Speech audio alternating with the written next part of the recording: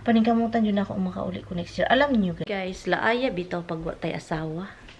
Pag wala dito si Mister, parting laaya guys, sobra. Laay kaayong panahon. Yung parang walang TV, kanina pa ito, umaga pagising ko, walang TV, wala. Hindi ako nagpaunang TV kapag andito si Mister. Grabe yung TV kasaba. So, yun. So, ganito kapag ako lang dito, parang naburyo ako. At saka palagi pa tong tumitingin yung dalawa sa akin.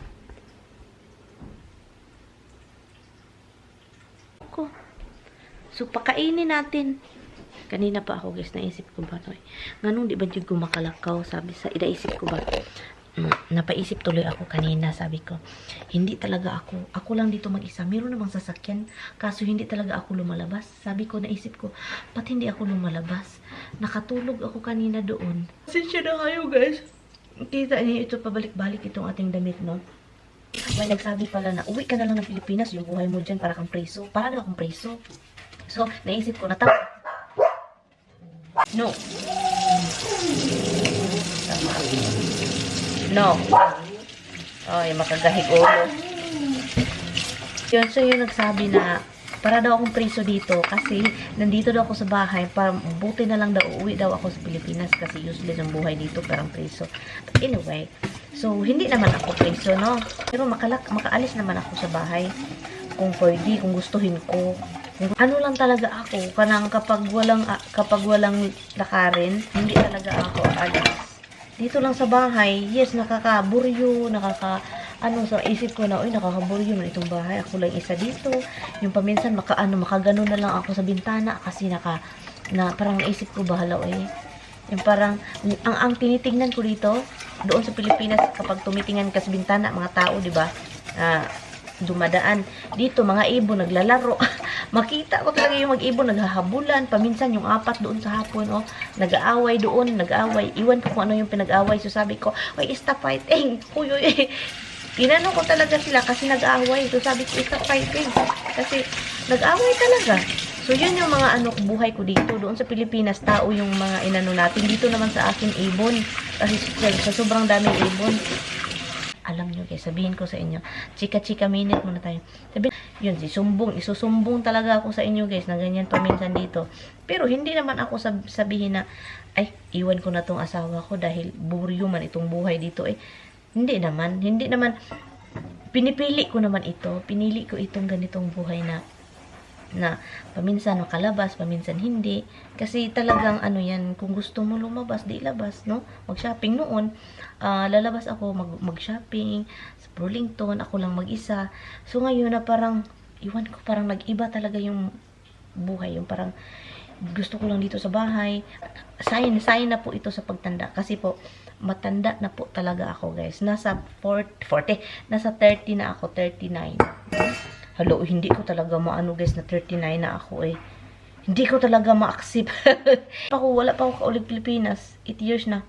Gusto ko kumuuli Dugay nagigay ko ako kauli. Gusto nyo kumuuli. Alam nyo, gusto ko uwi next year.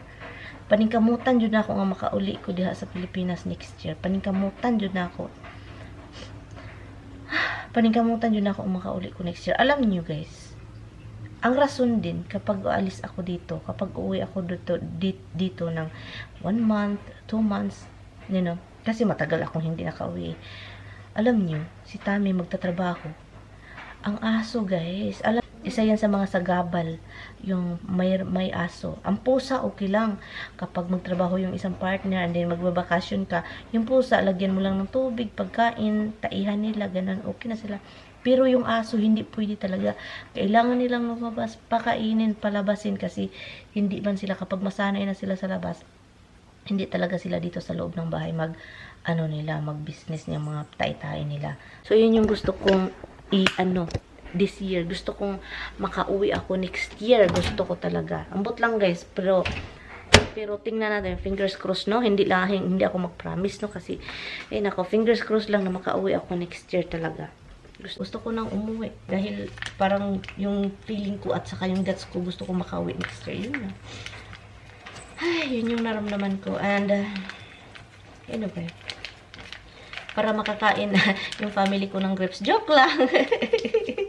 Joke. Joke lang guys, ay ginoo ko. Mga mubog-lubot. Makauwi din tayo eventually. But anyway guys, ito yung share ko sa inyo, no?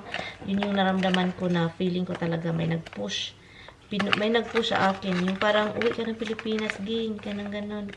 Yung parang, yung feeling ko ba, parang may naghung-hung sa akin na uwi ka ng Pilipinas next year. Ayaw, gusto ko sana renew lang ako ba. Ayaw ko mag-citizen. Gusto ko renew, pero kailangan ko this year na kailangan ko. So, ang iba kasi sinabi na kailangan mo talaga parang yung parang eager, parang excited sila maging citizen. Ako hindi man guys. Uy, as in hindi ako excited. Yung parang ayaw ko, gusto ko lang na mag-renew ako every 10 years. Yun lang yung gusto ko talaga. Pero this year parang may nag-push talaga sa akin na gawin mo yan para uuwi ka ng Pilipinas. So yun yung gagawin ko next year. Mag-citizen. Makauwi man ako guys kahit hindi ako citizen. Pero alam nyo na kung rason bakit hindi ako nauwi, di ba? So gusto ko, meron akong American ako. American talaga. Merong passport ako sa US passport para easy na ba? Wala nang kuskus balungos, ganun. Parang wala nang kuskus balungos ba? Yung parang madali lang. So yun, kasi guys, yung feeling ko talaga ngayon is iba talaga. Parang sinabihan ako ng Panginoon na uwi ka. Yung parang ganun ba na talagang yung gusto ko, yung heart ko, yung buo kong isip at heart at saka ganun. Parang yun yung, parang pinupush ako ng Panginoon na uwi ka ng Pilipinas. So yun, so kailangan kong gawin itong so kasi ayaw ko sana talagang mag-file ng citizenship ayaw. But anyway guys, doon yung i-share ko sa inyo nung naramdaman ko. Kasi para din documented. Charot. So yun, pakain ko lang sa mga alaga. And thank you so much guys for listening, no? Kasi buryo talaga ako. And then, yun yung naramdaman ko every time na nakikinig ako sa kung anong dapat kong pakikinig. Kasi nag-test ako para sa akin yung citizenship So, nakikinig ako, nag-start ako matagal na actually. Nag-start last year, pero hindi ko sineryoso. Ngayong year, sineryoso ko na siya. Kaya, palaging akong nasa cellphone na gano'n. Basta nag-study sa akin lang. So, yun lang guys. So, yun lang yung share ko sa inyo. And yes, may mga magsabi, tagal mo na dyan, wala pa kang Kasi ayaw ko. Ayaw ko talaga. Gusto kong renew ako guys, every 10 years. So, yun. Pero this time, I think I really need to. Thank you guys sa pakikinig sa aking mga short story time.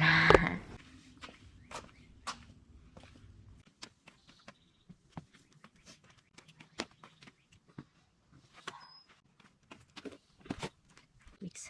Sakit to. Pero main real.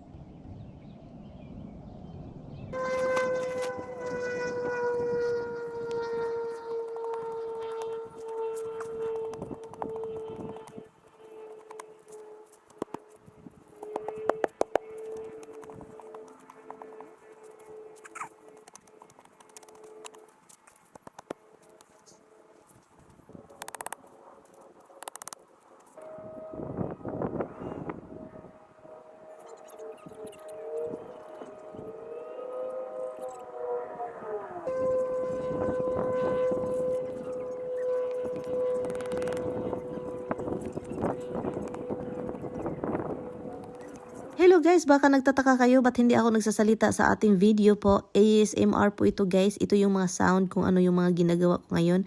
Pakinggan na lang po ninyo. Thank you so much. Anyway, so salita muna ako ha. Ang ganda ng ang ganda ng tubo ng grass dito. Oh. Oops. Doon si Tami sa porch. So, naghakot ako ng mister. So, yan. Punta tayo doon. So, at saka, sobrang kulang talaga. And then,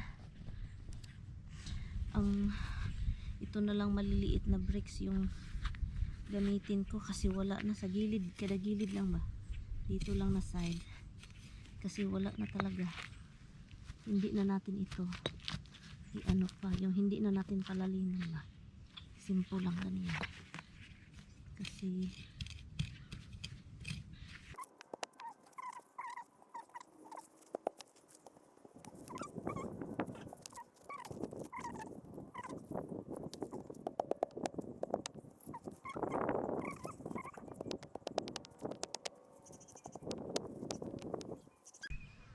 hiwi man ito eh.